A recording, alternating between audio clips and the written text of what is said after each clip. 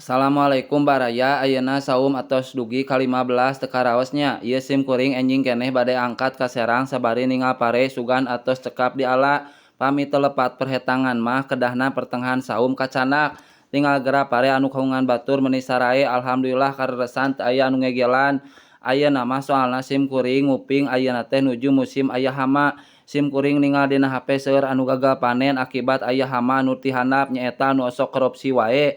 Mudah-mudahan ayeuna anu gagal panen sing kagentosan ku panen anu kapayuna. Tah kieu janten petani mah kedah seueur sabarna soalna ngurus pare teh sanes sakedap nyaeta 100 dinten ti melak dugi ka panenna.